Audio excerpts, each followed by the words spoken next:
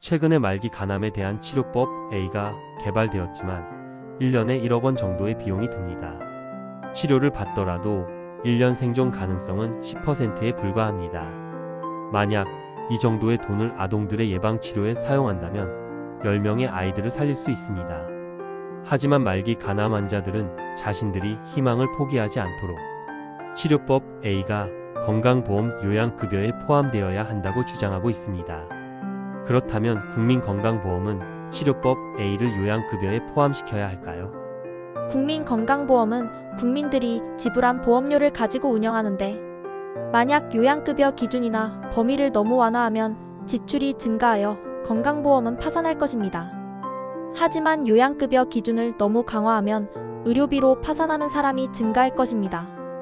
따라서 한정된 재원으로 운영되는 국민건강보험이 요양급여 기준을 어떻게 정할 것인지는 매우 중요한 문제입니다.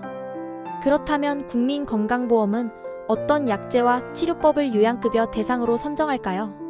첫째, 비용 효과성입니다. 비용 효과성이란 지불하는 비용과 효과를 비교해서 가격이 동일하다면 더 큰 효과를 주거나 또는 동일한 효과를 얻는데 비용이 더 적게 투입되는지 여부를 검토하는 것으로, 이와 같은 기준을 적용한다면 상대적으로 적은 비용으로 최대의 효과를 낼 수 있습니다. 둘째, 협상을 통해서입니다. 우리나라 건강보험은 단일 건강보험이라는 독점성을 이용해서 신약이나 신의료기기를 공급하는 제약사나 의료기기 회사와의 협상을 통해 다른 나라보다 낮은 가격으로 공급하도록 합니다. 이러한 비용 효과성 평가와 가격 협상 제도는 장점도 있지만 문제점도 있습니다.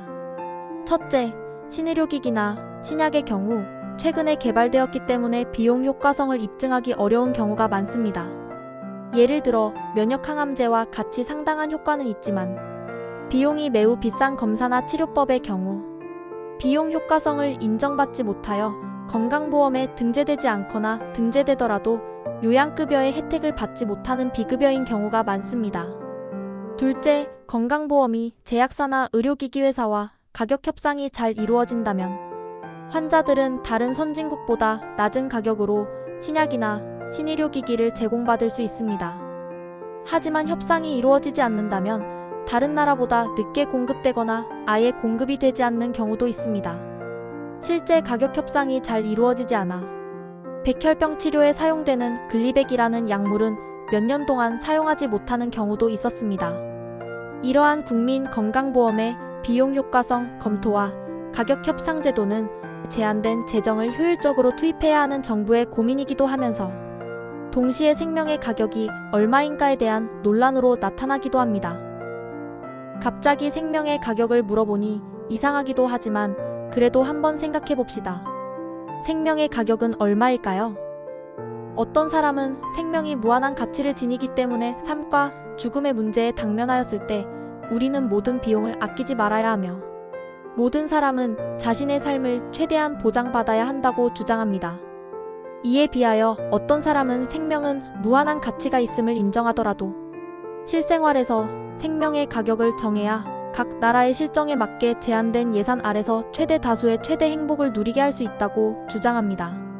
즉, 생명의 가격은 각 나라의 국부에 따라 다르게 규정되어야 한다는 것입니다. 아쉽지만 의료 분야의 경우 세계의 많은 나라들은 후자의 의견에 따라 생명의 가격을 규정하고 있습니다. 예를 들어 2005년 뉴질랜드 보건부는 폐렴구균 예방접종으로 건강한 한 해를 얻기 위하여 12만 뉴질랜드 달러가 든다는 비용 효과 평가가 나오자 해당 예방접종 프로그램을 시행하지 않았습니다. 영국의 국립보건임상연구원의 표준 지침에 따르면 생명을 한 해 더 보장하는 비용이 2만 파운드 이하인 것은 모두 승인이 되고 3만 파운드를 넘는 것은 건강보험 서비스에서 제외하였습니다. 2009년을 기준으로 미국과 캐나다의 경우 이러한 기준이 12만 달러인 반면 아르헨티나나 브라질, 멕시코의 경우 2만 9,300달러, 그리고 볼리비아나 에콰도르는 1만 3,800달러였습니다. 세계보건기구는 건강한 삶을 매년 누리는 비용이 국가의 1인당 GNP보다 낮은 경우 비용 효과성이 매우 높은 것으로 1인당 GNP의 1에서 3년치에 해당되는 경우 비용 효과성이 있는 것으로 그 이상인 경우 효과성이 없는 것으로 정의하였습니다. 미국의 오레건주는 1990년대부터 5년 생존율이 5% 미만인 환자인 경우 수술, 방사선요법, 화학요법 등의 비용을 지원하지 않는다는 기준을 마련하여 메디케이드로 지원하던 값비싼 특정 치료에 들어가는 지원을 중단하면서 남은 돈을 빈민층 근로자들에게 더 사용하도록 하였습니다. 많은 의료 경제학자들은 이러한 접근법이 예방치료를 늘리고 의료 접근성을 높여 더 많은 사람들을 살리고 공공복지를 향상할 것으로 평가하였습니다.